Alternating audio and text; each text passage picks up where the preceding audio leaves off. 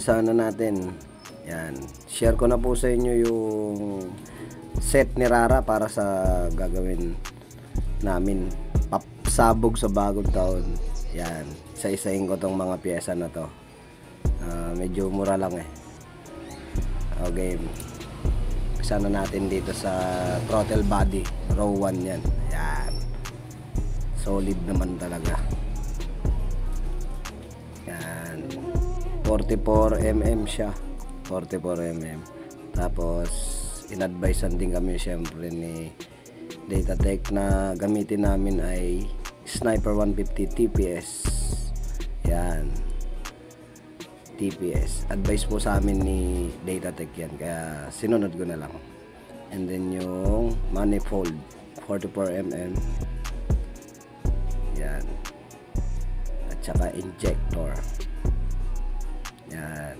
Yung injector po natin, gumamit po kami ng 12 holes. Yan. At saka itong Datatech Racing ECU, syempre hindi mawawala. Yan yung nakaraang video na pinost namin. Yung pag-tune, tinanggal ko lang kasi yan eh. Kasi nga malayo pa yung bagong taon, baka mabarangay tayo. Yan. Sabi, sa ngayon, umpisa na natin. Yung mga pyesa kompleto na eh. Sasalpak na. Yan si Rara. Yan. Diyan natin sa kanya isasalpak. Tuwan-tuwa na naman yung may-ari na ito. Si Rara may regalo, si RR wala. Pero lagi naman ready yan. Subok na yan si RR. Isang pasikat muna. Start ko talaga. Bawal naman bumirit. Tara, umpisa na natin to. Set na natin to mamaya. I-flex ko na rin yung chrome. Siyempre galing sa idol natin yan. Yan, Raigo. Ayan, napakaganda. Yan, shoutout sa idol ko, Alan Works Costume. Yan, PM nyo lang yan, Alan Works Costume. Solid naman din yung chrome. Alagaan lang natin ng maayos. Kahit yung kay RR subok na 2020 pa, dumila pa nga loko. Tama ng flex. Umpisa na natin to. Yan, baklasin ko na yan. Baka baklasin pa ng iba eh.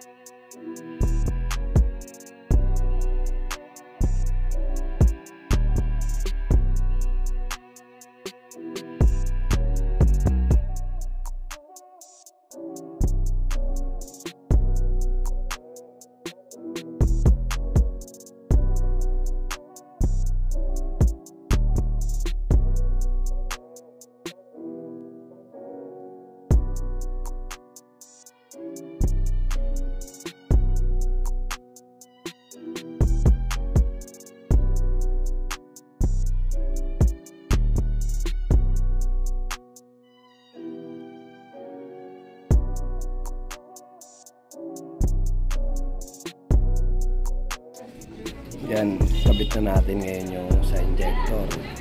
Ito na yung 12 holes eh. Yan. Double check lang natin lagi mga paps pag magpapalit tayo ng injector, yung mga rubber niya. Mga o-ring, importante. Dalawa lang naman yan.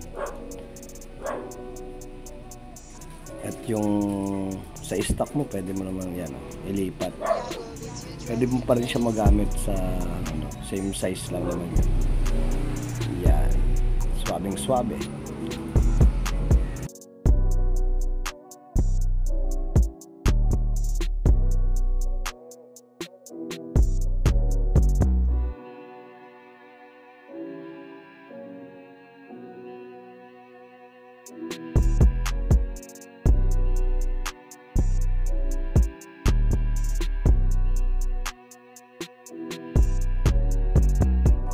Yan. Sure lang natin na maganda yung pagkapit, maganda yung pagkalagay para sure na walang singaw, you know.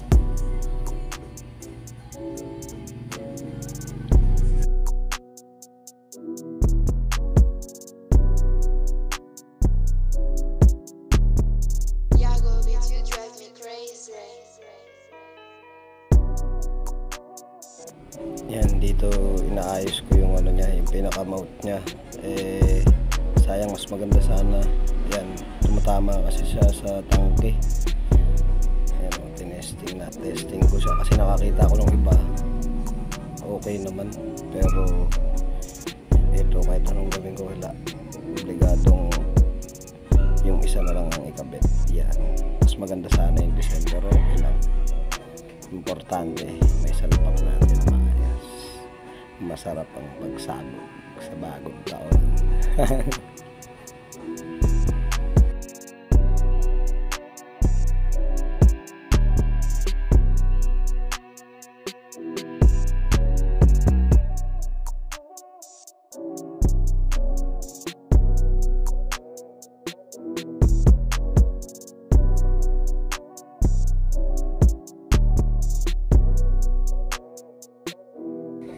Yan, sinalpa ko na rin yung pinakamamahaling pipe sa buong mundo. Joke, hindi pa tayo makakabili nun. Samantala, tsaga-tsaga ka na muna ng ganyan lara. Ang importante, maingay ka. Hi buhay. Ano ba? Goodbye ba? 30K? Bala na si Juan. Yari ka na ito, tep-tep.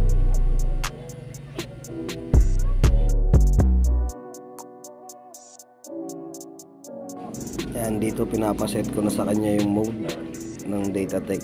Hindi ko lang na videoan, dahil pala pinakita ko rin sa inyo.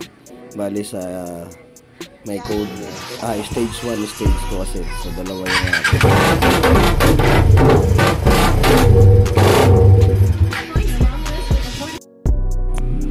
Ayan, pinatay ko na rin muna kasi all goods na po yan.